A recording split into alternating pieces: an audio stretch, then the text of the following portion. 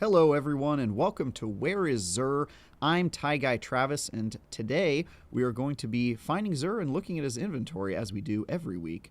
Today you can find Xur down here in the European Dead Zone on Earth, also known as the EDZ. He is down here in the Winding Cove and you're going to find him right here on top of a cliff. So let's go and pay him a visit. Once you touch down on the EDZ, hop on your Sparrow, hang a right, and go up some cliffs and through a cave to eventually find Xur hanging out on top of a cliff. And here he is. Let's go ahead and look at his inventory. Alright, so first up, Xur is selling Sweet Business this week, which if you don't have it, you definitely should. It is a fantastic auto rifle with an enormous mag, and it has a lot of different ways you can kind of play with this mechanic in Destiny so that you can give it even larger clip and you can basically just make it rain death upon anyone. It's great in PvP. It's great in PvE. You should grab this gun if you do not have it yet. Next, we've got the Gemini Jester. This is a great hunter exotic. However, this specific role is not amazing. It's got 23 intellect, which is great, but everything else is pretty subpar, and it's got 62 stats overall, which is really low. I prefer really 66 and above on my exotics, and that is not 66. It's much lower. The Eternal Warrior, on the other hand, for Titans, is 68, which is almost as good as it gets for exotic roles overall. Unfortunately, the distribution maybe isn't perfect for a Titan. It's got 22 mobility. That's its spikiest role, and unfortunately, Titans and mobility don't usually go together. Maybe you have a specific build where that makes sense, but for my Titan, not really super excited about this prospect, unfortunately. But it is 68 overall, so I will probably buy this. It's probably worth at least keeping in my collection somewhere. So yeah, maybe pick this one up if you want a mobile Titan, and you know it's high stat, which is good. It's also just a nice exotic in general, granting you overshield when you use your super. Finally, we've got the Claws of Ahamkara. This is a great warlock exotic, but unfortunately it's got the same problem as the hunter role, which is its low stats overall. It's got one spiky stat, which is resilience, which is great, but it doesn't really make the cut for me, unfortunately. And with that, let's move on to legendary weapons. First, we've got the True Prophecy hand cannon. I actually enjoy this hand cannon. I don't think this roll is very good. I try to stay away from elemental capacitor. Grave robber's just okay.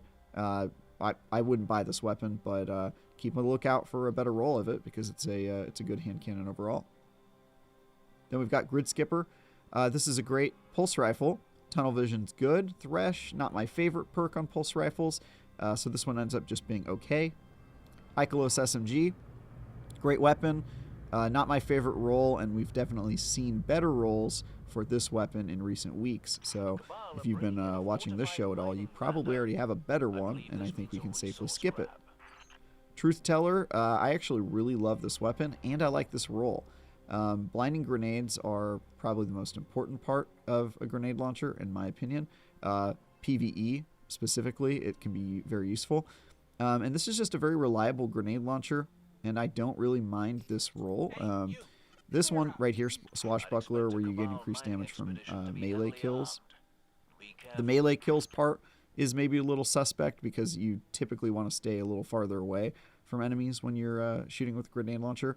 But kills from this weapon also grant increased damage, and you're going to be doing a lot of that. So Swashbuckler, maybe not my favorite perk, but it's still good. And Feeding Frenzy is always good. So I enjoy this. Enjoy this weapon a lot. Widow's Bite. This is a great, well, not great. It's a pretty decent sniper rifle, and this roll is not my favorite, which is unfortunate. So you could probably just skip this one, but you know it's just okay. Huscow. I like tracking module on my rocket launcher because not aiming is great. Rangefinder is okay on a rocket launcher. This isn't my favorite rocket launcher overall, and so I kind of have a hard time getting excited about this. And also, usually, you know, you want your perks to be. Let me see if it's got. Yeah, so it doesn't have any of the fun stuff. It's sort of just got tracking module, rangefinder, which is okay, but at least it's got a blast radius. Masterwork. It's not bad. Again, another okay weapon. Probably skip over it. Finally, we've got Bad Omens. I think this is the better roll for a rocket launcher this week. It also has Blast Radius Masterwork. It's also got Kill Clip, which I like, and it's got Snapshot Sights, which I also like on rocket launchers, which sometimes can take a while to aim down the sight. So not bad overall. If you're going to buy a rocket launcher from Xur this week, you should probably buy Bad Omens over Husgau. And my favorite weapon this week turns out to be Truth Teller. So grab that one if you don't have a better roll of Truth Teller. You probably do. He has that weapon a lot. And then finally, we're going to talk about Legendary Armor. Unfortunately, Warlocks got skunked this week, and Hunters, they've got 2 that are 63s, which is barely worth considering buying. So I'm only going to talk about Titans this week because they're the only ones that got a good roll. And that roll is not their gauntlets, which are pretty bad.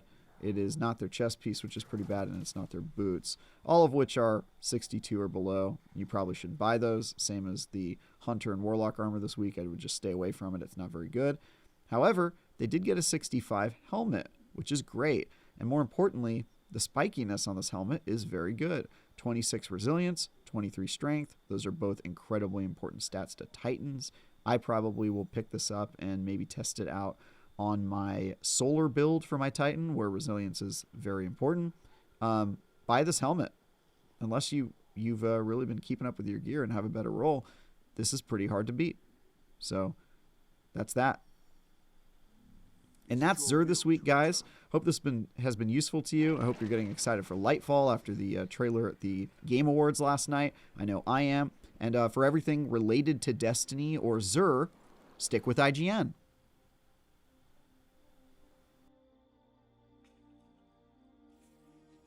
Do not be alarmed.